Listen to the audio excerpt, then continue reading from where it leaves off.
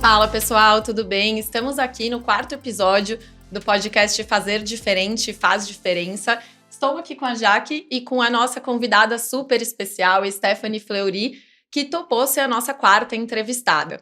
Eu e a Jaque, a gente teve a oportunidade de ver a Stephanie fazendo moderação dos 2 painéis no Web Summit, foi incrível.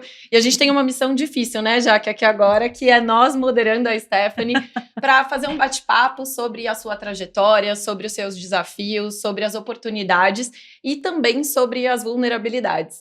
A Stephanie, só para vocês terem um overview aqui, ela já foi executiva de telecom, fundadora de uma fintech, a primeira mulher a vender a startup para um banco na América Latina, apresentadora da CNN, ou seja, como ela mesma diz, uma expert em adição de carreira. Então, Steph, muito obrigada mais uma vez, um prazer estar com você. E vou pedir para você contar um pouco sobre sua jornada, desde a sua formação até, enfim, chegar onde você está hoje. Muito bom, obrigada pelo convite, meninas, é um prazer realmente estar aqui agora do outro lado, né, que eu passei aí o último ano desse lado da mesa fazendo muitas entrevistas, mas vocês sabem que sempre que me perguntam da minha carreira, eu começo a falar muito lá de trás, as pessoas no começo não entendem, nossa, mas ela vai começar a contar desde que ela era criança e tal, e é porque foi o que me formou, sabe? Eu sou de Goiânia, me mudei para o Rio de Janeiro quando eu tinha 9 anos, fui com a minha mãe, e a minha mãe é o meu exemplo mesmo ali, assim, de batalhadora, de não tem o que ela não possa fazer, e eu convivi com isso dentro de casa desde muito nova. Então, de certa forma, me moldou também, né? Então, ela trabalhava com semijoias, e eu vendia com ela, chegou a vender para o Projac, para as novelas, para a Xuxa, e Malhação e tal, e eu ia, tirava foto com as pessoas famosas, bem tiete assim, mas também aprendendo, né, absorvendo tudo ali da maneira como ela fazia, e nos termos de hoje ela vendia B2C e depois B2B, né, ela vendia tanto que ela começou a fabricar semijoias mesmo, e eu acompanhei toda essa evolução ali desde os 13 anos de idade, então eu realmente comecei a trabalhar muito nova. E foi dos 13 aos 19, assim, eu entrei na faculdade com 15, então eu também comecei muito nova isso, tinha coisas que eu precisava aplicar na empresa dela que eu também não estava ainda aprendendo na faculdade, daí eu buscava, imagina, online, isso em 1999, entendeu? Então, tipo, eu buscava cursos no Sebrae, por exemplo, para fazer curso de contabilidade, para ajudar lá e tudo mais, organizar a famosa garagem, que pra gente era a sala de jantar de casa, que a gente realmente fazia ali. Você fez faculdade de quê, Steph? Eu fiz administração. Cara, eu fiz uma prova, um curso, uma faculdade, era lá. Costumo dizer, sou filha da PUC, do Rio. Eu de São Paulo. E depois fiz meu MBA lá também, uma faculdade incrível, eu gosto muito. Toda vez que eu posso estar de volta, até fiz um curso de ESG lá, agora há muito pouco tempo. Então isso me moldou, e depois eu fui para o mundo mesmo, ali com 19 eu já tinha feito um intercâmbio na Inglaterra, daí eu voltei, meu inglês estava tinindo ali, e aí eu comecei minha carreira em telecom. Eu fiquei uns bons anos na TIM, depois eu fui para a Oi, depois eu fui expatriada para Jamaica. Na época não tinha muito disso, e foi justo na época daquela música From Jamaica to the Road e tal. Juro, foi muito casado, e aí virou o meu hino, assim, dentro da comunidade telecom como um todo. Sim. Qual que era a tua função lá, só pra gente entender um pouquinho melhor? Então, eu também falo que esse mundo que eu fui cair, assim, a minha entrevista primeira lá na TIM era para a área financeira, que eu sempre gostei, eu sou fã de planilha, sou uma viciada mesmo em fazer planilha de tudo, depois eu conto. E aí eu não passei nessa vaga, e eles me falaram, não, mas tem uma vaga aqui que é a sua cara. Home internacional. Home quem? Como é isso? Que é isso? Tipo, o que faz, do que vive, do que come, né? E eu sei que eu fui, e realmente tinha minha cara, era uma área internacional, realmente precisava de uma fluência muito grande em inglês, que eu tinha. Mas mais do que isso, eu acho que tinha já a ver, hoje eu fico olhando muito, a gente fica analisando a nossa vida, principalmente em momentos especiais que eu tenho vivido, E de olhar que aquilo me formou como uma CEO também, porque eu tinha que olhar 360. Então, eu tinha lidar com contratos, eu tinha que lidar com rede, teste de billing, de TI, antifraude, comunicação, marketing. Então, desde muito nova, desde os 19 realmente, eu tive esse tipo de experiência. Eu fiquei até, sei lá, fiquei acho que uns 9 anos em telecom, mais ou menos, sempre muito nessa área. O último ano que eu virei para fornecedor e tudo mais, mas sempre tendo muito contato também. E quando que você foi expatriada, você tinha que idade? 22. Novíssima. 23, muito e nova. E para um país que normalmente não é o país que as pessoas Imagina. Por isso que eu virei, naquela época eu não falava meme, mas assim, era o que as pessoas brincavam comigo. E eu lembro até hoje, assim, eu fui dar um Google para entender como é que era Kingston, e o primeiro link do Google era The Murder Capital of the World. Uau. Tipo, cidade dos assassinatos. Minha mãe olhou e falou, claro que você não vai, né? Até hoje eu falo para ela, você é muito louca de ter deixado eu ir, entendeu? Eu acho que eu não deixava, ainda mais que a internet naquela época não era tão assim, a comunicação não era tão Mas rápida. é que ela já deve ter visto teu potencial desde novinha. Eu acho que ela também foi essa pessoa muito desbravadora. Então, na cabeça dela, ela é uma mulher que pensa muito positivo também, tipo, não vai dar. E aí ela foi comigo, assim, quando eu cheguei lá, assim, de mudança mesmo, ela foi. Ela é minha avó, então, assim, que também é uma mulher muito forte. E, sabe, saber onde que ela vai dormir, como é que é a casa dela, como é que não é. Então, ela ficou ali, de certa forma, tranquila. É claro que em alguns momentos, quando eu me perdia na cidade, eu ligava para ela, como se ela fosse ser meu GPS. Mas não, fica aí tranquila e tal. Então, assim, eu fiquei um bom tempo em telecom. Agora fala assim, carreira executiva. Ontem vocês postaram, né, fazendo um tease de quem viria aqui hoje. Aí eu li aquilo lá, executiva de telecom. Eu falei, também, mas é porque é isso, né? Você é executivo, você não é executiva de uma coisa só, mas de fato, na minha carreira executiva, foi a experiência que eu tive. E aí, dali, em algum momento, eu saí de telecom. Eu tenho muito cuidado em dizer, eu falava, porque eu não acreditava mais em telecom. Eu acho que não é sobre acreditar no business de telecom, muito pelo contrário, eu nunca deixei de acompanhar.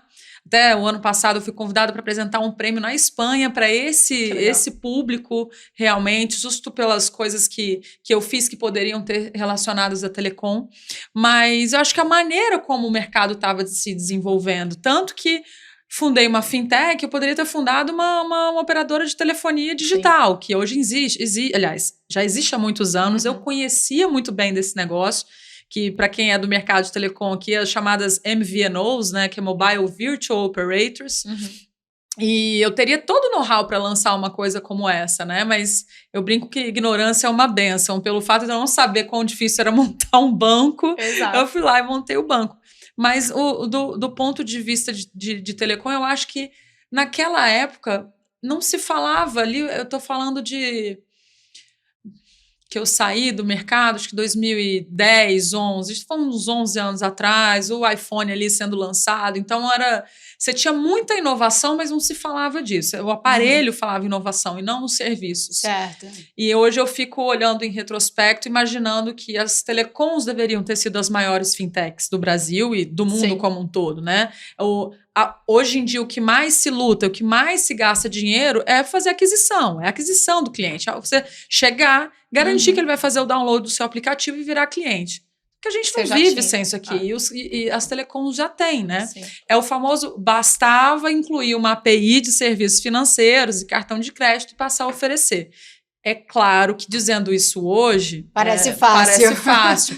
Mas não deixa de ser, sim, um aprendizado, não só para as telecoms olharem para outros mercados que elas podem disruptar, que elas poderiam ter disruptado os bancos, como outros e como os bancos também olharem para outros mercados dizendo, bom, eu também tenho uma base gigante. Banco e telecom são os dois setores dos indústrias que têm a maior quantidade de clientes, se não for falar de setor elétrico e tudo mais, de serviços básicos, né? Então, assim... É um olhar de inovação, de disrupção, que eu acho que, de alguma forma, estava em mim naquela época e eu sentia falta disso. E você parou em telecom porque alguém te chamou necessariamente para ir trabalhar em telecom ou você viu a oportunidade? Não, eu fui fazer uma entrevista de estágio. Tipo, tinha uma amiga minha da faculdade na época que já estava lá, porque eu fiz meu intercâmbio. Uma amiga já estava. Aí ela estava. Aí eu voltei do intercâmbio e ela falou, e ela estava no RH. Aí ela falou, vem aqui, tem uma vaga. Não, já tá, foi indicação, boca a boca. E igual a faculdade, foi um curso em uma faculdade total, também foi lá que eu fiz essa entrevista. E vou te dizer, acho que foi a única entrevista de emprego que eu fiz na minha vida. Uau! Porque... De resto, eu fui chamar consultoria. Claro que na consultoria, quando eu fui para Jamaica, eu fui primeiro como consultora. Rola uma certa entrevista, mas não é exatamente uma entrevista de emprego, né? Assim, tem outros vieses, assim. Sim. E tanto que agora eu fui ver se eu queria voltar para o mercado, como é que não é. E eu falei para um headhunter, falei, então, deixa eu te falar, em 20 anos que eu não faço uma entrevista de emprego. Mas quando você voltou da Jamaica, como que foi esse processo também? Você ficou lá 2 anos? Aí depois eu fui, porque na Jamaica foi o bichinho da inovação de alguma forma picou ali, porque eu estava nessa área de home internacional. Só que uma coisa é o Brasil gigantesco, home nacional, muito mais... É porque hoje em dia a gente nem fala, né? Porque é tudo tão fluido. Sim. De nada. Mas naquela época era realmente muito difícil, todas as redes operadoras e tudo mais. Mas o home nacional num país continental como o nosso era um super business e o home internacional era um business muito menor, embora super importante, porque o Brasil, além de ser turístico também, você tem muita exportação também de turista, muita importação de pessoas, a gente fala inbound roamers, né, que são as pessoas que vêm para fazer turismo ou negócios e tudo mais. E aí... Perdi o fio, peraí. Você estava voltando da Jamaica e aí você voltou para Telecom. E aí na empresa na Digicel, que era o grupo da Jamaica, que na verdade tinha operações em todo o Caribe, Central América também e tudo mais, eles tinham muita inovação. Então, para o Brasil, o home internacional podia ser um business pequeno. Quando você vai para uma ilha... tem muito mais visibilidade, porque a receita deles está toda de gente que vem. Dificilmente você está mandando jamaicanos para fora e tudo mais, até porque é um país super pobre e tudo mais. Então, ali tinha uma super visibilidade e precisava de inovação o tempo todo, em especial pelos M&As. Eu cheguei lá com 8 operações, eu saí de lá com 22. Foi tipo uma por mês. Um lançamento por mês e tinha toda uma parte tecnológica, de fato, por trás, que era enabler disso. E nisso eu atendi uma operação da Califórnia. E aí eles ficaram namorando comigo 1 ano e tal, até que eles me convenceram. E eu saí da Jamaica e fui para Califórnia. Fiquei indo e vindo do Brasil. Eu voltei para casa. Fiquei indo e vindo. Eu não tenho o American Dream, então, assim, o meu American Dream era morar em Nova York. Mas, sim, podia passar um tempo e tudo mais. Mas a história de montar a vida fora do Brasil, eu sou muito apegada à família, aos amigos. E essa minha experiência na Jamaica já foi boa, ok, mas para mim não era isso que eu queria para, de fato, construir carreira nisso. Então, eu decidi voltar para o Brasil mesmo. E aí ficou, bom... Volto para a Telecom ou não volto? Acredito, não acredito. Aí eu fiquei mais 1 ano e meio em uma outra, já em fornecedora, até a hora que eu decidi, falei, cara, quer saber? Eu quero fazer alguma outra coisa, eu quero sair do mercado. E aí é o que eu falo na história da adição, que agora eu já estou chamando de evolução de carreira e tal, porque... eu falo, a gente não é sobre transição de carreira. Quando você fala transição, você está saindo de um lugar, em teoria, abandonando tudo que você construiu em termos de hard skills, soft skills, networking em especial. E assim, não, eu acho que você tem que evoluir e usar toda a sua rede, sabe? E em especial hoje em dia... acho que tem diferenças de momentos de vida mesmo, nossa, enquanto sociedade. Eu acho que antigamente, nessa época que eu fiz eu chamava na época de transição, eu queria ir para uma área de eventos e eu tentei fazer um deparo do meu currículo, né? Falei, bom, eu sei fazer isso aqui de home, eu sei isso aqui, e olha que nesses lugares eu tinha feito eventos, né? Então, eu tinha inovado e tal. Eu lembro que a FutureCon é uma das grandes feiras de telecom, depois virou tecnologia também. Acho que a primeira vez, não vou dizer única, porque eu acho que aconteceu algum momento depois de novo, que chamaram alguém famoso para fazer algum sorteio. Eu contratei a Adriane Galisteu e ela desfilou o pavilhão inteiro do Transamérica, foi lá, parou no nosso stand, fez um sorteio. Então, tipo, eu já tinha mexido com isso, mas, né? E eu tentei fazer esse deparo, morava no Rio, vinha pra cá, eu sempre fui aficionada no LinkedIn também, eu sempre achei que eu tava a um LinkedIn de distância das pessoas, então eu ia na cara de pau mesmo, e eu tentei. Isso é muito legal. Né? Empreendedora.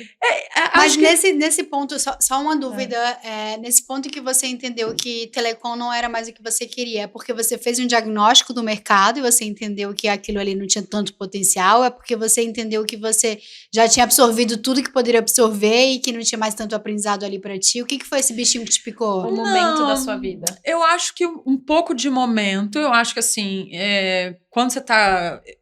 Eu brinquei aqui o de nada e tal, porque realmente a gente construiu do zero.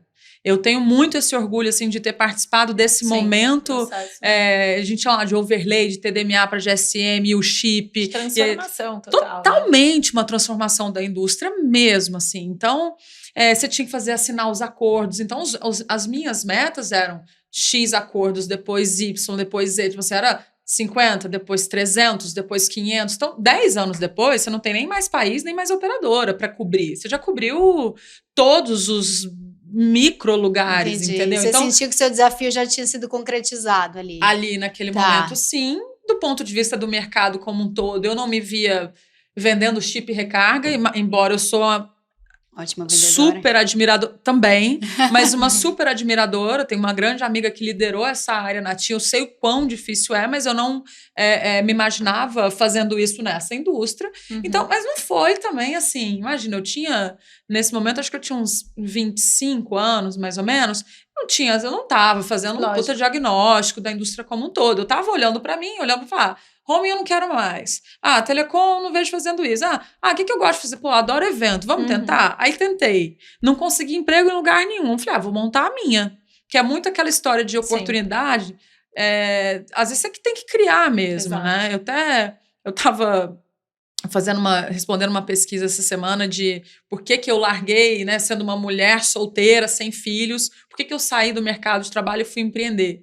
E, cara, eu não empreendi por necessidade, graças a Deus, não foi por oportunidade, porque ninguém me deu, foi por criatividade, eu brinquei, sabe? Porque eu queria ver se fora os eventos que eu fazia ali nos meus aniversários, eram grandes eventos, eu fazia o botequim, aí botava o botequim da Tete, era a festa havaiana e botava todo mundo de Havaí e tal. Mas eu falei, bom, será que eu gosto de fazer isso brincando ou sério também? E aí, belo dia, eu falei, vou montar. Eu tive uma ideia, sabia já fazer algumas apresentações, mas sabia que não era muito assim. Daí eu me inscrevi no curso lá da Perestroika, o famoso Chora PPT. Daí eu fiz um PPT super legal. Bati na porta de meia dúzia de pessoas. Usei o meu networking de telecom. Então a TIM patrocinou. Daí a Leve Bicicletas Elétricas, que são de grandes amigos meus, super empreendedores do Rio. A Farm. Então, tinha toda uma história. E foi, assim, a resposta que eu precisava, porque deu super certo. E eu fui fazendo isso durante um tempo, eu era muito feliz, eu ganhei muito dinheiro, guardei. Qual era o nome? Mais 55. Porque eu brincava que era Brasil em telecom. Né? Que legal. O tempo todo, que eu tava fora o tempo todo, eu falava +55, não, e falava meu telefone, né? Falei, cara, é uma maneira de escrever Brasil de uma forma diferente, sem apagar as minhas raízes de telecom também. Então você criou uma agência de eventos. Eu criei, mas. Com teu nome e sobrenome ali, tua marca, tua cara. E eu comecei do zero, eu tive que aprender muito, depois me especializei em projetos incentivados. Então, esse primeiro evento foi um evento na praia, com liberação da prefeitura. Caiu o mundo 7 horas da manhã e às 10 estava... todas as eventualidades acontecem. Tudo. Então, assim, tem altas histórias dessas coisas de evento, mas deu certo. E assim, eu ia continuar, embora eu falava, eu acho que isso era pequeno para mim. Pode ser uma ego trip, não, por que não? Mas eu achava que eu podia mais do que aquilo. Então, assim, para continuar naquilo, eu queria ser uma mega agência, entendeu? Ou eu queria fazer uma parceria com uma mega agência e tudo mais. E o que você chama de deu certo? Conta pra gente. Deu certo é porque você se sentiu realizado? É porque lucrou? Acho que tudo. Acho que eu consegui fazer, porque eu consegui sair do primeiro, fechar o segundo, fechar o terceiro e atrair pessoas para trabalhar comigo, que gostavam de trabalhar comigo. Eu trabalhava até 2, 3 da manhã, com um sorriso daqui até aqui. Por muita coincidência, minha terapia era no mesmo andar no mesmo prédio, no mesmo andar. A minha sala era aqui, a dela era aqui. E eu cansava de falar para ela, nossa, ontem eu fui embora 3 da manhã, e ela, menina e tal. Então, era isso, assim, eu era muito satisfação pessoal, profissional e financeira também. E guardei dinheiro. Legal. Que eu sempre fui muito consciente com o dinheiro, nunca deixei, sabe, o dinheiro não leva desaforo mesmo, assim.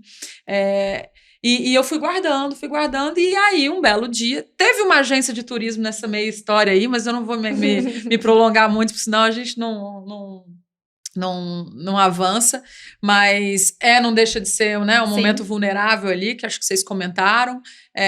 Eu abri porque eu sempre, nesse momento que eu voltei da Jamaica, depois da Califórnia, voltei para o Brasil, eu fiquei uns 3 meses ali tentando entender o que eu queria fazer até, de fato, fundar a agência de eventos, de marketing, etc.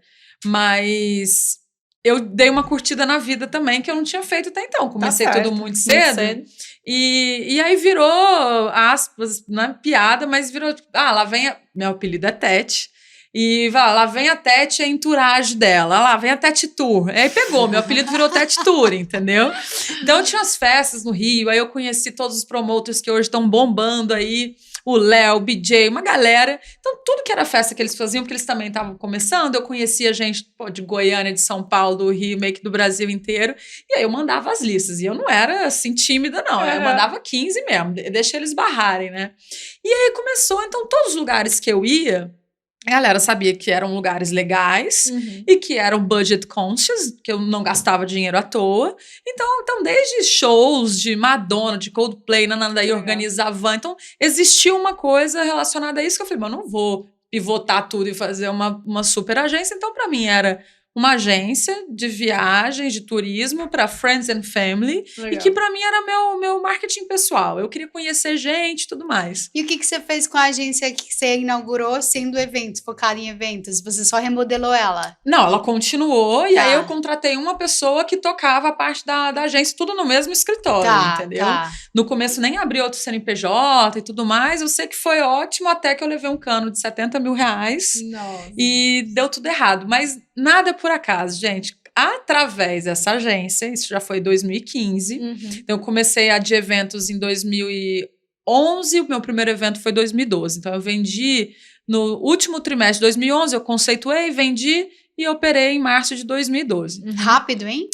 Foi. Era pra dar certo. Porque budget pra cá, não sei o que, estica dali. Tudo com investimento teu, próprio. Sem nem ter um centavo, sem ter um CNPJ. Na verdade, eu pedi uma amiga que tinha feito o MBA comigo, hoje é minha comadre, vamos encontrar, inclusive amanhã, ela mora no Rio e tal, eu sou madrinha do filho dela. A gente tinha se conhecido nesse MBA, ela fazia eventos, é a expertise dela, eu aprendi tudo que eu sei de evento com ela. Eu não tinha noção de metro, assim, sabe? Você tem que, num evento, você tem que imaginar, quanto que cabe. E ela chegava, eu falei, gente, que vergonha, não sei. Eu sei 20 centímetros que é o palmo. Hoje em dia, eu entro no lugar, eu já sei, tem 3x2, como é que é e tal. E aí, com ela, eu falei assim, preciso fazer um evento, tal, quer fazer junto? Porque tem coisa que eu não vou saber fazer, vamos. By the way, preciso do seu CNPJ, preciso de capital pra você bancar qualquer coisa na frente, beleza? E ela foi um anjo ali que caiu realmente, ela me emprestou, deu muito certo, paguei tudo de volta, em algum momento as coisas foram entrando também. Foi um evento corporativo, teu primeiro evento? Não, foi um evento na praia de vôlei e futevôlei, uma tarde incrível de um campeonato, onde tinha... amigos...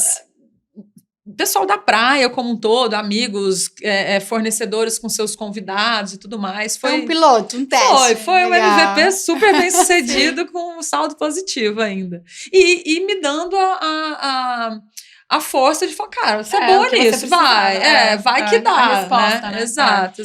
Isso é ótimo de se contar, porque as pessoas, muitas vezes, elas têm sonhos grandes, mas elas não sabem por onde começar. É só dar o primeiro passo. Né? É o primeiro cliente, é o primeiro evento, é a primeira ligação. É isso que vai construir o futuro, né? Sim. E sabe o que é legal? E na jornada do empreendedor faz toda a diferença. Você já tá contando isso desde muito tempo, toda a sua rede de conexão que você foi criando. Então, você precisava dar o próximo passo, você não precisava ter todas as expertise para aquilo. Não. Mas assim, quem que é aquela pessoa que vai saber entrar nessa sala e saber quanto mede, o que precisa, o que não precisa, que tem o CNPJ. Então, durante toda a história que você contou, você trouxe, né? Em vários momentos, essa rede de apoio, conexão, quem que eu posso entrar E a cara em contato. de pau também, porque tem que ter, cara, não adianta. E saber vender mesmo e acreditar. Sabe? Eu lembro muito, assim, a Leve tava estampando as bicicletas com estampas da Farm. Um negócio super legal, a Farm com uma super loja no Fashion Mall, só que eles iam fazer o lançamento lá no Fashion Mall. Aí eu falei, gente, aonde as bicicletas circulam é na praia, é o cartão postal de vocês. Vamos fazer, a gente faz uma super ativação na praia, em algum momento a gente para a praia inteira e faz em vez de fazer uma caminhadona, faz uma bicicletona, sei lá, tipo, sai todo mundo com 10 bicicletas. E aí, tipo, nossa, é mesmo. Visionária. E aí a gente fez, e o dia ficou lindo o dia, e o Morro Dois Irmãos, o vídeo é incrível, eu ainda quero, eu brinco que eu passei do 2022 que eu queria fazer uma edição de 10 anos, agora eu vou fazer uma edição, sei lá, de 12, 15, não sei, fica de olho em Farm, Leve, a gente vai fazer mais um, que eu adoro fazer evento, eu fico criando evento o tempo todo, papapá. Já temos que pensar em algum aqui, hein? E vou te falar, isso pra você ver como eu fui carregando. Já eu falo da Tech Tour de novo, mas quando eu comecei Fintech e fui diretora fundadora da BFintex, a primeira coisa que eu fiz foi um evento para 2.000 pessoas, porque eu falei, pode botar que eu consigo fazer. E fui lá, foi difícil, era diferente, eu nunca tinha feito num Transamérica da vida, papapá, mas foi um sucesso e tudo mais, entendeu? E usar a sua expertise adquirida, né, ao longo da sua jornada também.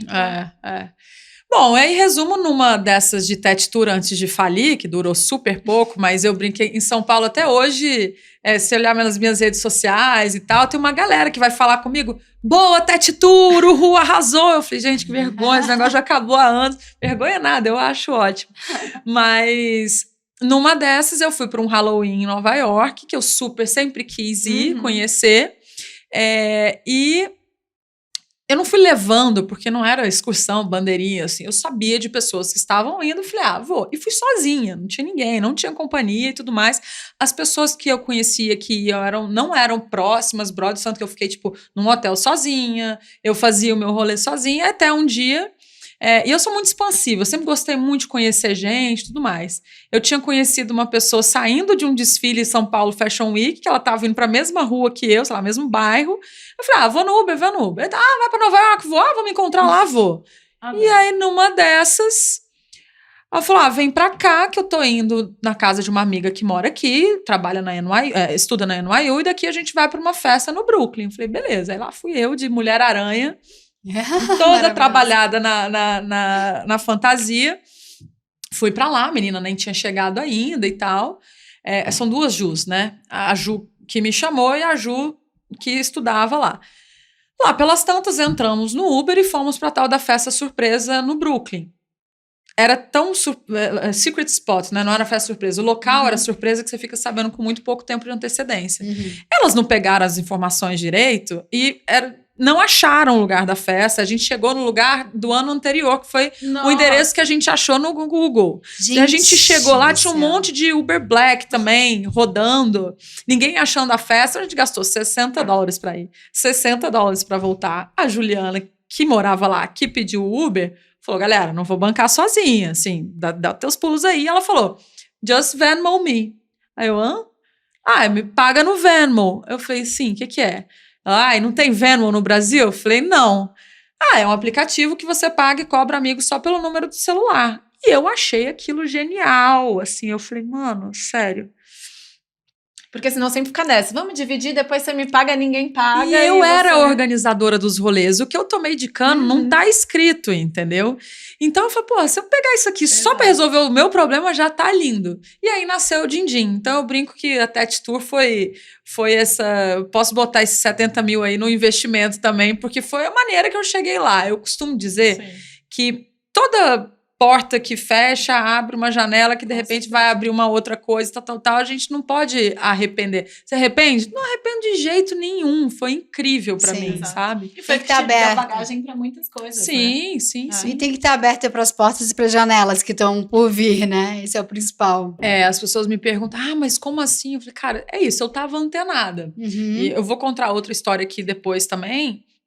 E sempre você tá de antena ligada. E assim, eu falo isso muitas vezes, assim, eu não era nem de FIM, nem de tech, eu não sabia o que era uma fintech, eu não sabia o que era CAC, LTV, CapTable, bootstrapping, toda a sopinha de letrinhas, que você sabe super bem também, não sabia nada disso. Então, assim, não é que eu tava de antena ligada pro ramo que eu já tava atuando, é porque eu falei, bom, isso aqui é interessante. E comecei, gente, acho que eu nunca pesquisei, abri tanta aba e estudei tanto na minha vida igual aquele final de 2015, que eu cheguei no Brasil de volta dali uma semana, falei, achei o projeto da minha vida. Em um mês, já estava lá registrado domínio.com, domínio.com.br, testei ali uma pesquisa super cara com meu irmão de 8 anos na época, hoje ele tem 16, mas meu irmão de 8, minha avó de 80. E eu falei assim, din-din, gosta? Ele entendeu e ela também. Falei, então tá resolvido, foi minha pesquisa carérrima. Esse foi o nome da empresa. Din-din, o nome da empresa, da fintech e tal. Você mete o dinheiro, eles entenderam. Cara, todo mundo vai, uma criança e um adulto, assim, você tem um range aí muito grande de pessoas que vão entender pelo menos do que se trata, né?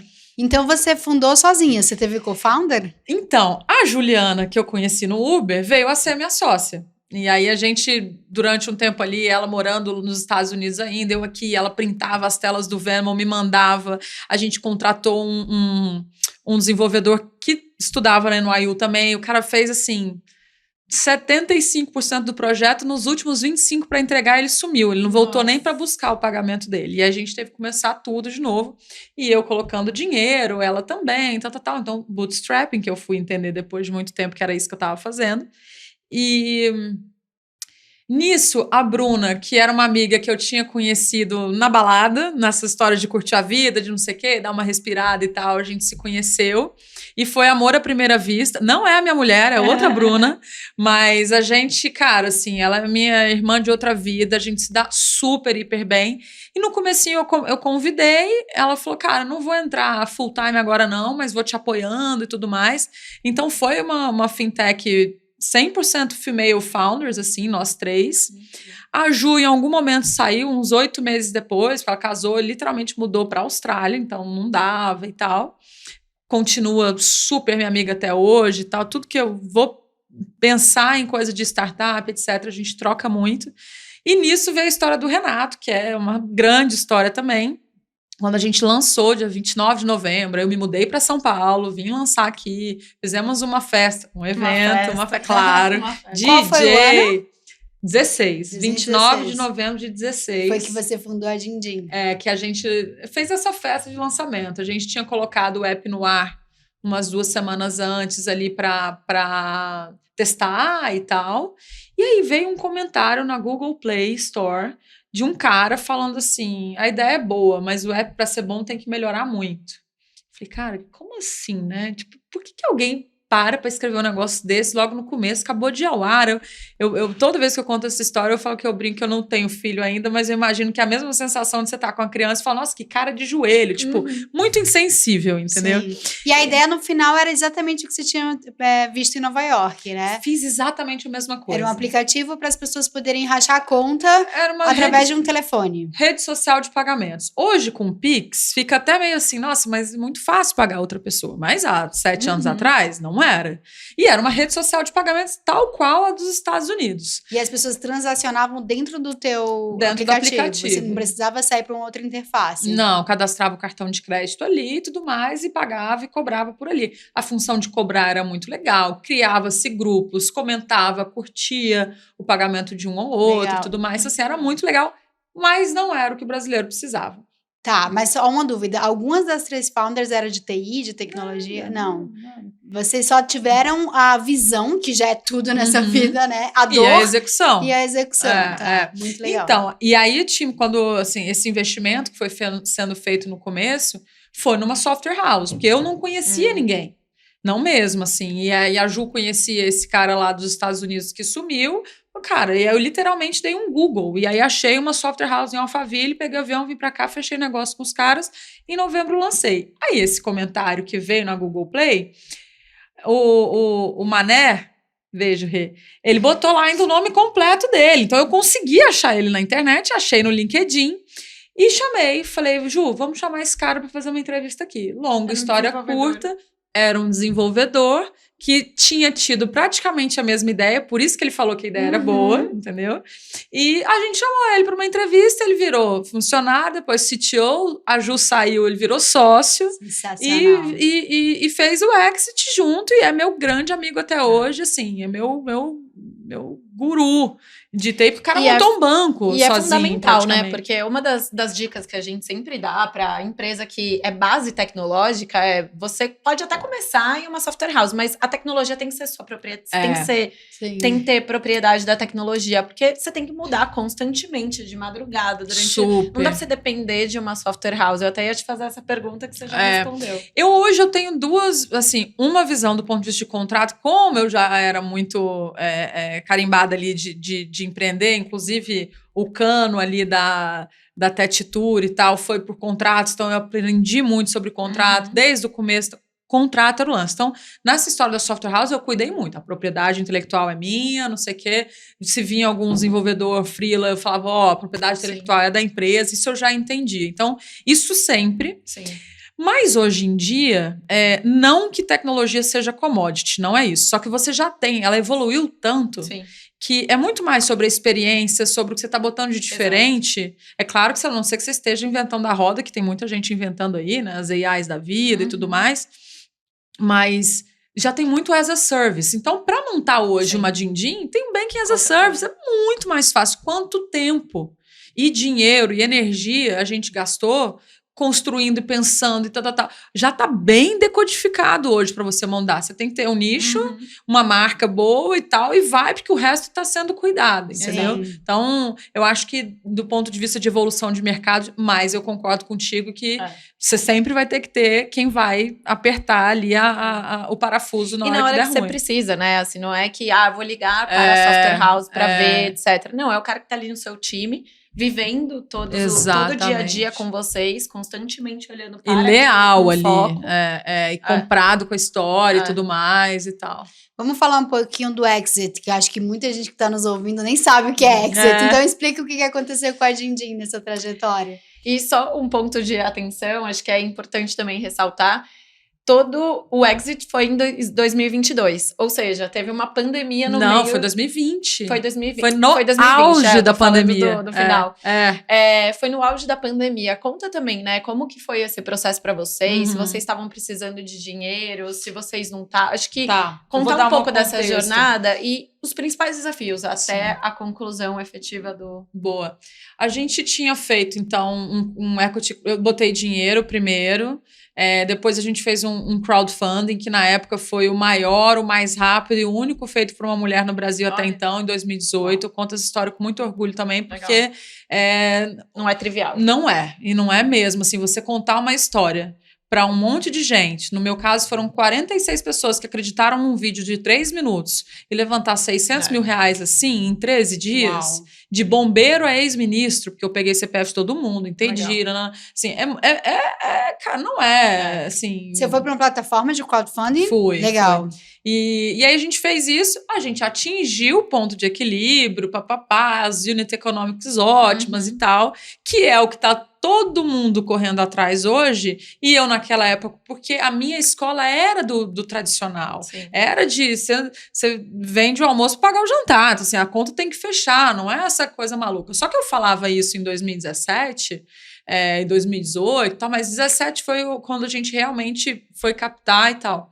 Eu era maluca do rolê, assim, eu era aquela que realmente era outsider, que não sabia nada de nada e tudo mais. Queria se ver hoje em dia, entendeu? Porque as histórias que eu contava lá e justificava, eu falei, olha, eu tenho agora o break-even, agora sim eu preciso do dinheiro para escalar essa operação de forma sustentável, beleza? Não, era não atrás de não que eu levava de todos os VCs, falava, não, mas... Você precisa crescer primeiro. Eu falei, não, eu preciso do dinheiro para eu crescer. Então, era meio que o ovo e a galinha, um negócio super estranho. Que acontece até hoje, né? Exato. Você precisa do dinheiro para crescer, mas você precisa estar grande para ter o dinheiro. É umas lógicas que só não funcionam se você é muito maluco e faz, sei lá, eu tenho... Eu sou bem, além de machucada, que eu falo mesmo que eu sou bem cética. Foi, inclusive, a minha primeira pergunta lá no Web Summit foi: a gente sabe que você tem que ser um pouco maluco para querer mudar o mundo ou acreditar que você pode mudar indústrias ou construir novas indústrias. A gente reconhece esse quê de um pouquinho de maluquice. Beleza, realmente, se eu for olhar para mim e falar, eu gastei absolutamente todo o meu dinheiro. Isso é maluco. Né? Então você tem algumas nuances da maluquice que eu chamo da maluquice requerida para fazer alguma coisa assim. Só que os VCs estavam financiando pessoas assim antiéticas, tóxicas. A gente vê lá do We Crashed, o Dropout, então assim, é mulher ou é homem, não importa. E você tem o WeWork, então tipo o Uber, você tem vários exemplos ali de fundadores extremamente malucos. Você passa aquela linha, a linha é tênue, você passa aquela linha. E é assim, quanto que os VCs são realmente também responsáveis por esse inverno? Porque, cara, a planilha aceita qualquer coisa. Então, vai da diligência realmente de você fazer. Só que do lado dos VCs, em especial os de fora, aqui no Brasil até eu sempre achei a galera muito mais diligente, porque o dinheiro aqui não era tão abundante assim, muito mais escasso, assim. E a taxa de juros aqui, ela passou por um momento de 2%, mas a gente sempre teve essa realidade. Quando eu comecei a Dindim, estava em 13,75. Era uma das minhas linhas de receita, uma das minhas maiores, o float. A gente sempre conviveu com isso. Logo, o investidor daqui também, ele é muito mais seguro. Essa realidade que o mundo inteiro está vivendo, o brasileiro está surfando de boaça, né? Sim. E mais mesmo assim, também existiu o FOMO, né? Aquele fear de missing, aquele medo de perder aquele novo unicórnio, aquela nova empresa. Tem também. Isso aconteceu aqui também. A gente viu aí, pós-pandemia, uma sequência de gente também morrendo ao longo do caminho, porque realmente não ia sustentar, não era um bom business, a diligência não foi feita. E só uma dúvida agora dos bastidores. Você falou que a tua pesquisa do nome foi com o teu primo de 8 anos, irmão de 8 anos e tua avó de 80. Quando você estava com o aplicativo pronto, como é que você fez esse go-to-market? Como foi que você conseguiu fazer esse boca a boca para as pessoas entenderem que o aplicativo existia e ele estava lançado? Teve um investimento em marketing? Eu primeiro contratei uma agência de PR para fazer umas... botar mesmo nos sites que, em teoria, teriam os early adopters e tal, para as pessoas realmente terem muita... Igual eu era, né? Eu não era do mercado de tecnologia, mas eu sempre tive aplicativos. Eu fui usuária do Nubank, cliente desde muito cedo, desde que eles começaram e tudo mais. Então, eu sempre gostei. Então, eu entendia dos sites ali que aquilo devia acontecer. E usei a Tech Tour, porque estava ali junto no começo. Então, eu chegava, por exemplo... Na Ingresso, eu conhecia ele, o Gabriel, ele era super amigo da Ju. Eu comprava X ingressos de um Réveillon e revendia através do Dindim com pacotes de hospedagem, não sei o que, pra galera ir testando. E aí o boca a boca. E fazia todo sentido, né? Porque era o público que também usava Dindim. Exatamente. Teve várias coisas que não fazia sentido, assim, cartão de crédito não faz sentido. Então, por isso que eu falo, assim... foi a maneira dele nascer, mas foi zero como ele viveu e como ele morreu, entendeu? A rede social de pagamentos era um endereçava, e o cartão de crédito nos Estados Unidos endereçava um problema que lá existia, que até hoje, para você fazer uma wire transfer, né, pra gente aqui uma TED, sei lá, quem faz paga $15 e quem recebe paga 15 também. então o pocket money, esse ali, a gente vai ali na esquina. E aqui no Brasil a gente consegue também ir numa pizzaria ou num japonês, a conta deu R$1.000 para 10 pessoas, você consegue colocar R$100 em cada cartão. Nos Estados Unidos não existe isso. Alguém paga e depois cobra do resto. Você não vai com 10 cartões lá. Eles ficam malucos. Então, pelos costumes financeiros lá ainda, a gente está muito avançado em termos financeiros, o sistema financeiro brasileiro aqui, né? Então, as próprias maquininhas, aqui tudo com chip. Lá até hoje tem tarja, né? E a galera não troca. Então, lá era um problema. Quando eu cheguei aqui, tudo isso não funcionou. Continuou. Eu não tinha dinheiro para marketing digital. Eu pouco conhecia sobre marketing digital também, de entender e as maneiras como as pessoas baixavam. Então, eu fazia do jeito que eu conhecia e deu muito errado até dar certo. E até eu falar, cara, assim, já que não dá para fazer isso, o que dá para fazer? E aí a gente desenvolveu estratégias B2B2C, Pô, se eu gastar energia e dinheiro com uma pessoa, é melhor eu gastar com uma empresa que vai me trazer 100 pessoas, 1000 pessoas. Então, eu fazia essa venda assim. Legal. E também, em algum momento, a gente viu que só a parte B2C poderia não ir. A gente começou a construir algumas soluções B2B também. Legal. E aí, nesse momento, você já estava com um time de quantas pessoas quando você foi atrás de fundos de Venture Capital? Conseguiu? A gente ficou... Foi muito louco, porque eu comecei até com mais gente. A época da história do Cano lá, da TED Tour, eu tava, começando, uns 4, 5 meses, eu tive que demitir, porque era o meu dinheiro. Sim. Lá também. Então, assim, afetou muito. Eu quase fali uma coisa por conta que a outra deu errada. Então, a gente ficou... Acho que eu nunca passei... que também tem um outro ponto, assim... Eu sempre terceirizei muita coisa, justo para não ficar... Eu sempre tive muita responsabilidade de contratar uma pessoa, em especial se ela já estava empregada. Então eu falei, eu também não tinha tanta certeza quanto tempo aquilo ia durar. E eu falei, vou tirar alguém que tá... É meio humano demais para ser empresária, mas eu não posso... Eu era assim, responsabilidade. Eu sou assim até hoje. É claro que em algumas situações as pessoas têm livre-arbítrio de tomar o risco e fazer e querer. Mas assim, então eu preferia... Se eu precisava de uma designer, ou era freela, se eu precisava porque talvez não fazia sentido até o tempo todo ela ali, eu podia desligar e ligar de acordo com o meu budget. Se eu precisava de mais tecnologia, eu contratava outras software houses, fazia diferentes filas, que é hoje eu fazia aquilo de acordo com as minhas necessidades. Depois eu fui entender que aquilo virou o que se deveria ser feito. Cara, vai construindo filas mesmo, etc e tal. Então, direto, acho que a gente nunca passou de 20 pessoas, mas indireto já foram umas 50. E aí a gente tinha maneiras diferentes de coordenar essas pessoas e tudo mais. Entendi. E aí você conseguiu, de fato, os 600 mil reais com vídeo de 3 minutos de 46 pessoas. Exato. E aí você escalou a partir disso. Aí 5 dias depois, o dinheiro estava no Banco Neon, o Banco Neon foi liquidado. E eu falei, perdi os 600 mil reais. Nossa, eu lembro disso? Dia. Nossa, eu tava com um grupo. Eu nunca chorei tanto na minha vida. Eu tava no Rio, por algum motivo, acho que tinha um feriado de 1º de maio, porque isso foi dia 4 de maio, lembro até hoje, foi uma sexta-feira, 4 de maio. Eu era diretora da BFintex na época, então ainda tive que gerenciar a crise inteira através da associação também. A sua e dos outros. Exato.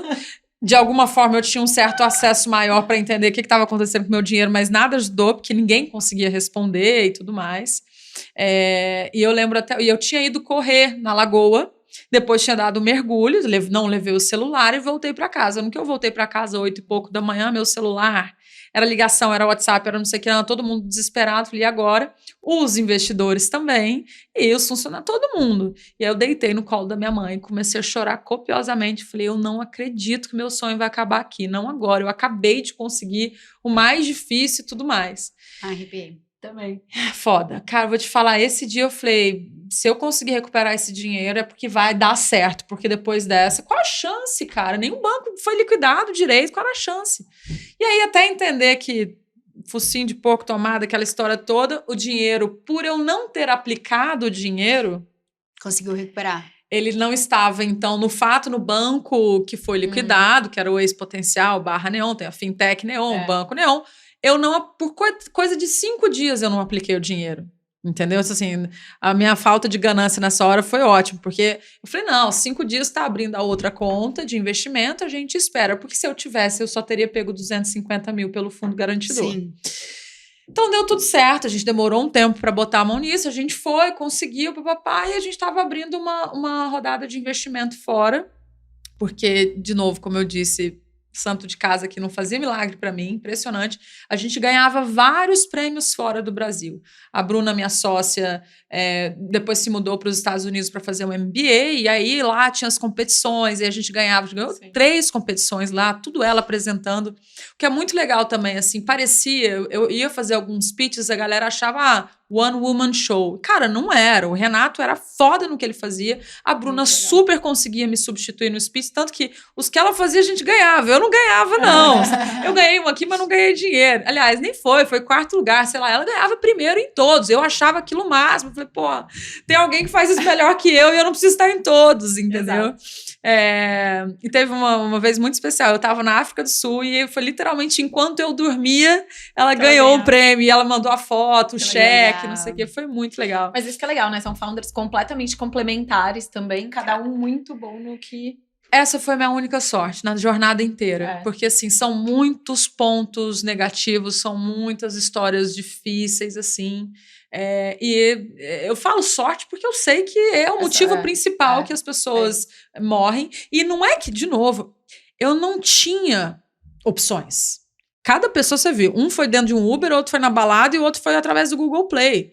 Quer coisa mais aleatória e mais chance de dar errado do que isso? A gente não se conhecia, a gente não conhecia as famílias uns dos outros, a gente não conhecia os valores, a gente não conhecia a história, nem as ambições, a gente foi se conhecendo ao longo do tempo. Sim. Então, assim, a chance de dar errado era muito grande, deu muito certo, e até hoje a gente tem negócios juntos e tal. E eu falo mesmo que não é só porque a gente... Não, a gente deu sorte. Nessa hora eu dei sorte, viu? Sim. É bom contar com um pouco de sorte, né? Nessa vida. Em alguma hora tem que vir.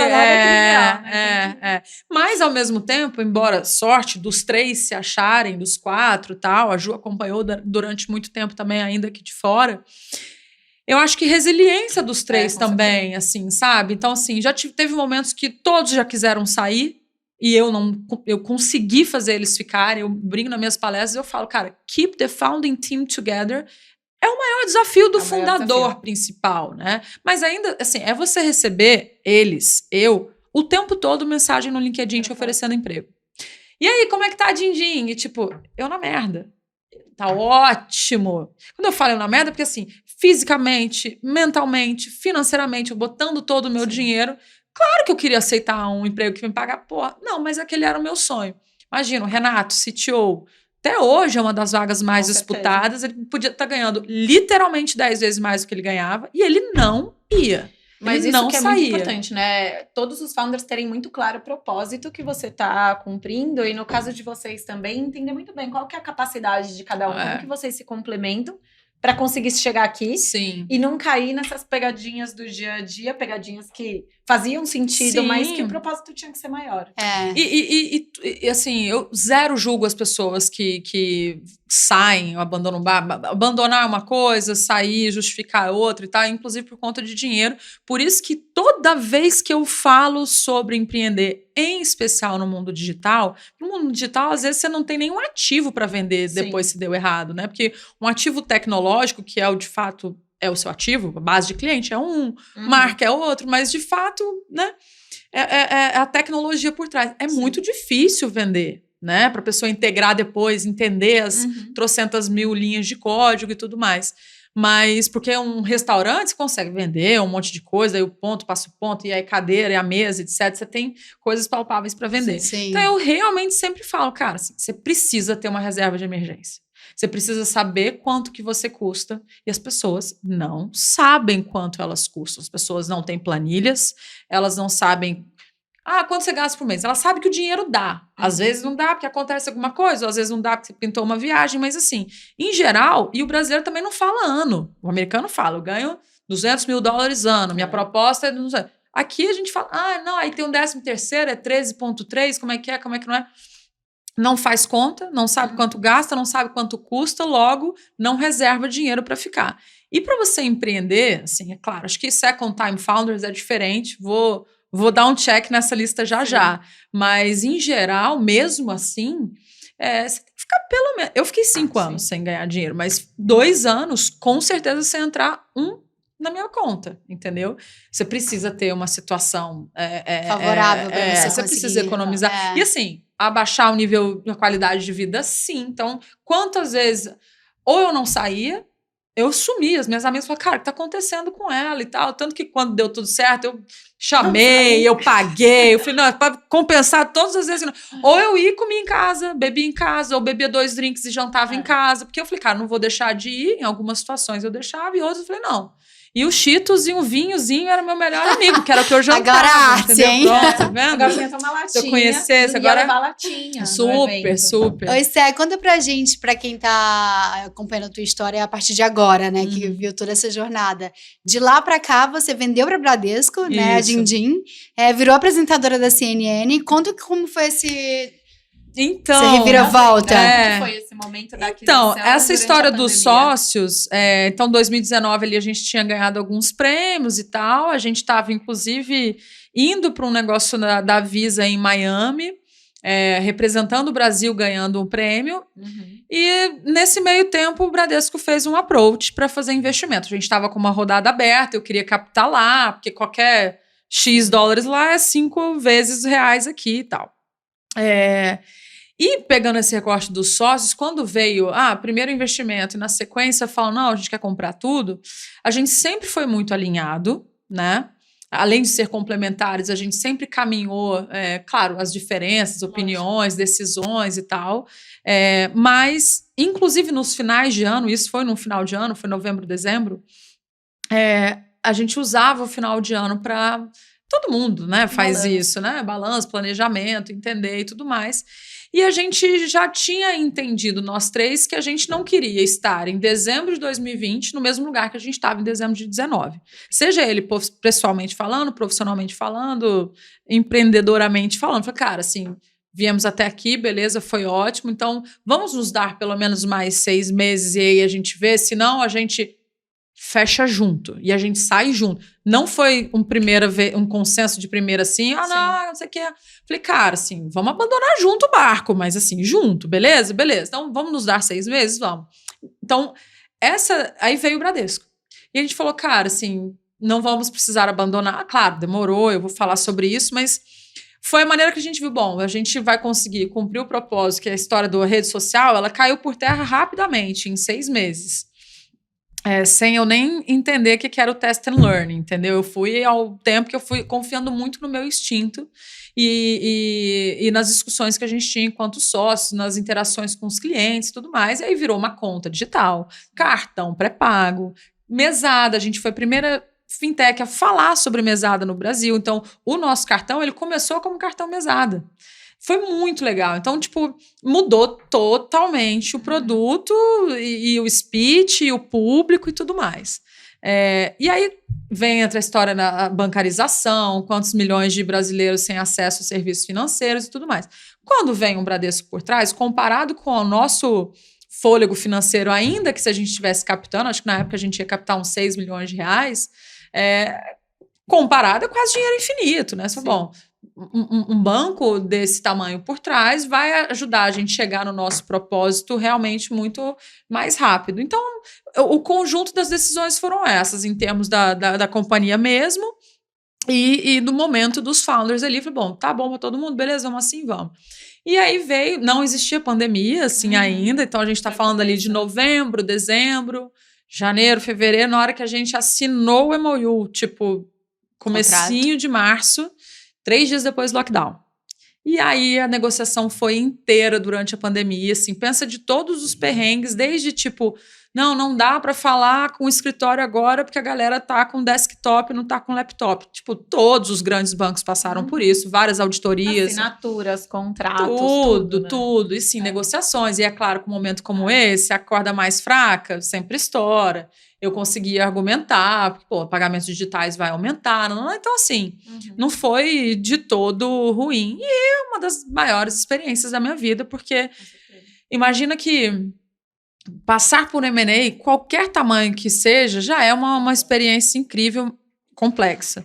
Mas quando você está falando de um banco, e um grande banco, né, e um banco como o Bradesco, assim, um setor extremamente regulado e tudo mais, tem todas os percalços que você tem que passar ali. Então, as diligências que a gente fez, que foram 3, não foi só uma, era uma planilha de 150 linhas cada uma, assim, era um processo extremamente exaustivo. Eu com Covid no primeiro, sem nem saber, porque eu peguei também na primeira semana do lockdown, quando eu vi, eu tava, e eu achava que era o cansaço, porque eu ficava até 2 da manhã, porque junta documento e faz e coisa, né? Então, até 1º de setembro, que foi quando a gente, de fato, assinou. Então, assim, demorou, eu brinco que foi literalmente o primeiro parto ali, né? O primeiro parto foi o Dindim, que também foram 9 meses, e o segundo parto foi a venda dele, que também foram até 1º de setembro, 9 meses. Foi quando a gente deu o ok ali, 6 de janeiro, e até 1º de setembro, depois tem um closing, né? Então, você já vendeu para o Bradesco com um plano de saída, né?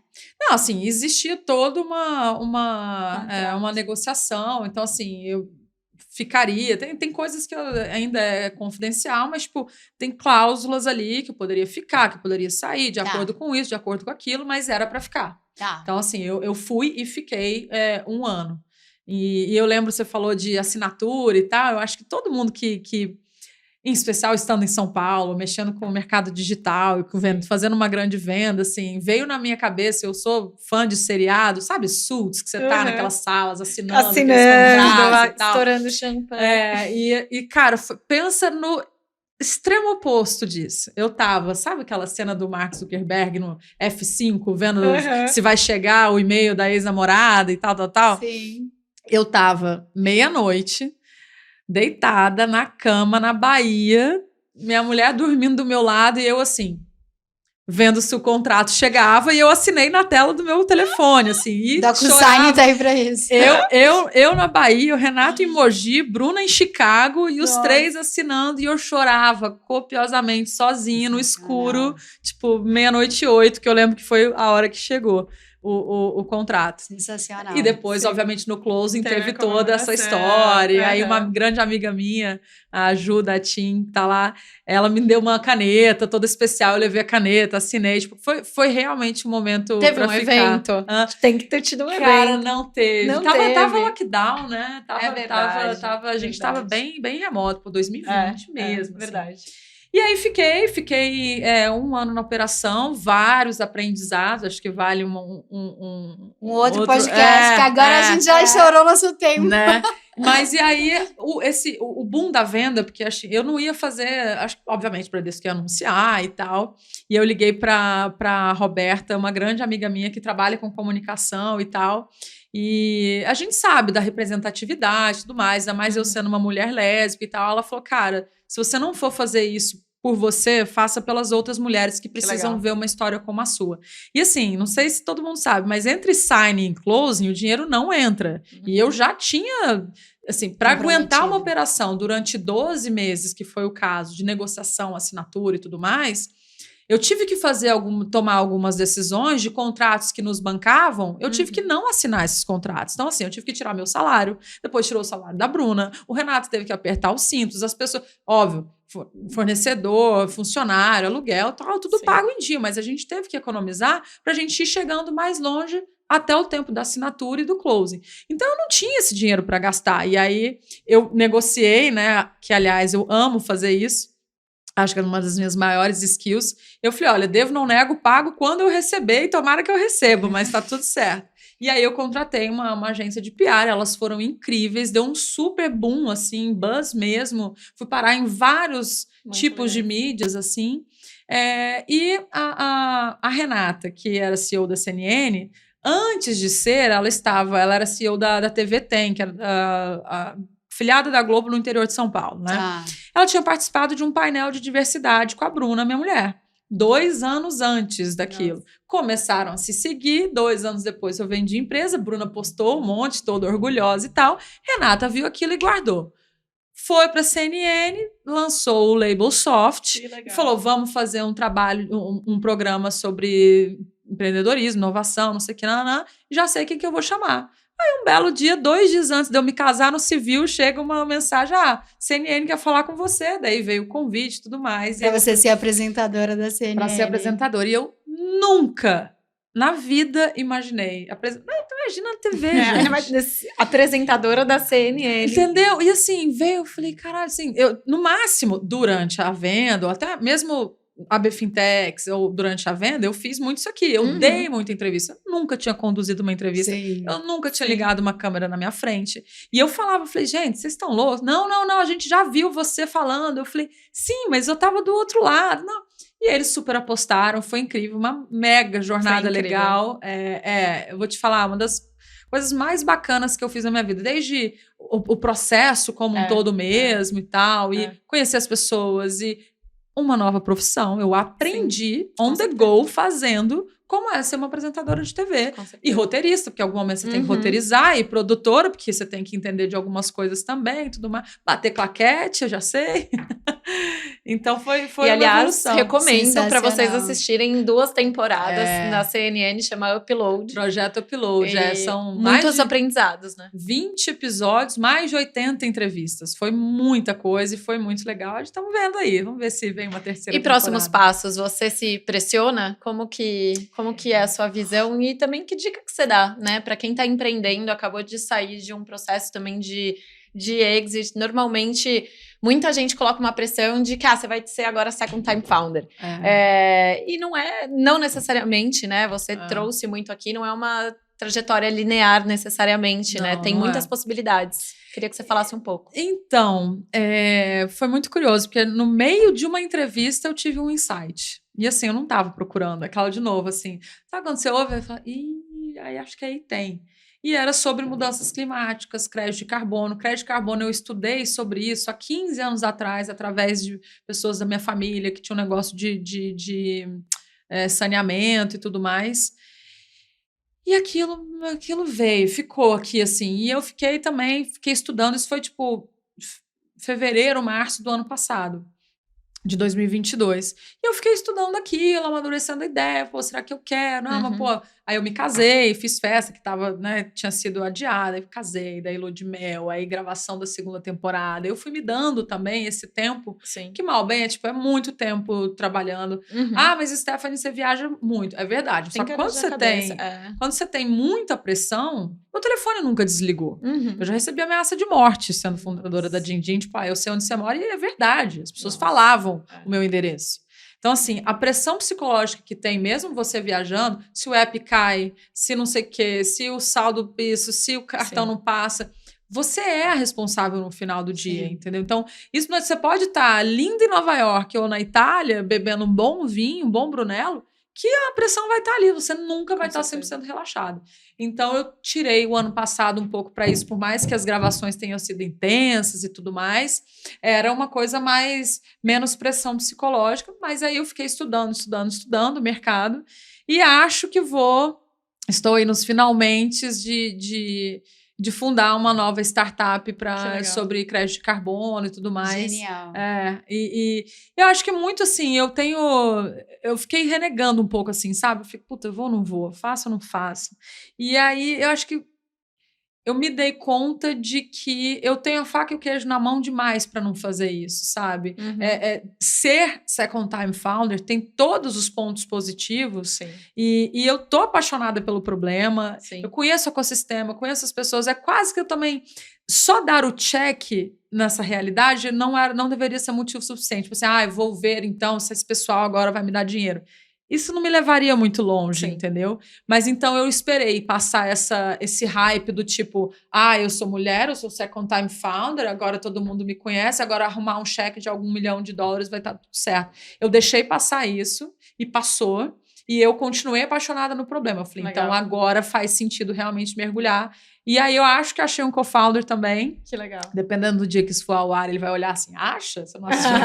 Mas que é uma outra parte, que eu tinha muito medo. Eu falei, bom, eu tinha as 2 melhores pessoas. É claro que podem existir várias melhores pessoas também, mas você precisa encontrar, né? Então, acho que vou começar. E a minha dica, assim, que é o que eu tô fazendo agora, de novo, é voltar pra prancheta. E assim, de zero. Claro que o meu networking, a experiência enquanto fintech, enquanto fundadora, produto digital e etc., toda essa bagagem vem comigo. Com certeza. Só que eu falo assim, I did it my way. Mas existem outras formas de fazer, então eu ainda quero aprender. Eu me conecto com outros fundadores para entender. Antes de vir mesmo para cá, eu estava chamando o João, eu falei, cara, quero que você me ensine algumas coisas aqui. Fora que é um outro setor, então eu tendo que aprender absolutamente tudo. Então, não tem muito mistério, é muita dedicação e muito estudo mesmo, entender? E ser muito humilde também para reconhecer que não existe receita de bolo, não né? Não tem. E se eu for fazer do mesmo jeito que eu fiz, pode não dar certo. Exato. Porque, claro que eu errei, eu não sabia de nada, por isso eu falo assim, fui fazer, fiz o meu jeito, deu certo. Talvez eu tenha que fazer de outras maneiras, podem ser mais rápidas, mais fáceis, melhores e tudo mais, eficientes. Então, eu quero mais consumir mesmo, ouvir outras pessoas que já fizeram e deram certo, já fizeram e deram errado. E sempre assumindo que também, assim, eu tive muita responsabilidade da outra vez de conhecer muito. Então, assim, eu realmente virei especialista em fintech e sou até hoje. Sou chamada para falar sobre isso e adoro. E você precisa acompanhar. Mas, hoje em dia, por mais que eu vá mergulhar muito ainda no mercado de crédito de carbono, sustentabilidade, etc., cara, assim, é chamar uma pessoa que vai cortar minha curva de aprendizado e tá tudo certo e eu vou aprendendo on the go, porque quando você mergulha demais, e foco, né? É uma coisa que eu nunca tive, vocês vão rir muito agora pra gente encerrar, se a gente já acabou. Sim, mensagem final. Acho que foco foco de produto, foco de modelo de negócio, foco de tudo, assim. É o maior desafio. A gente tende a ir onde o dinheiro está levando, mas o dinheiro pode te levar para uma jornada que não é aquela que vai te levar para a próxima captação e para o crescimento. Ele vai só te sustentar. E eu fiz esse erro também. Então, quando a gente vendeu a empresa, a gente construiu uma holding. E aí, o nome, eu falei, Focus, porque agora eu tenho. Sensacional. Muito então, essa eu sempre vou ter. Adorei tua presença aqui hoje. Obrigada. Adoramos. Quem quiser te achar, quais são os contatos? Então, Tete Fleury, tanto no LinkedIn, /Tete Fleury, TETI, Fleury com Y, no Instagram também, no TikTok ainda não tô tímida. Foco, exatamente. Eu falo isso para... Tô vendo agora, tem uma agência me ajudando, contratei uma estagiária para me ajudar, o povo, não, porque isso, aquilo. Eu falei, gente, foco. Tem uma coisa que eu aprendi. Focus, vamos lá, vamos ter. Mas é um pouco isso, as redes e eu acho que uma das coisas que eu vou começar a fazer é contar um pouco mais de como está sendo essa jornada desde o começo de novo. Eu dou aula também de estratégia na Link e tem muitos alunos perguntando, mas como é que começa, né, uma empresa do zero? Então, é do zero, tudo bem que eu tenho alguns passos de outra escada, né? Talvez eu consiga enxergar mais longe, mais alto, mas eu estou começando tudo de novo também. Coragem em primeiro lugar. E então eu acho que eu vou começar a dividir isso também para quem quiser. Muito bom. Super obrigada, Steph. Obrigada, gente. Obrigada, pessoal.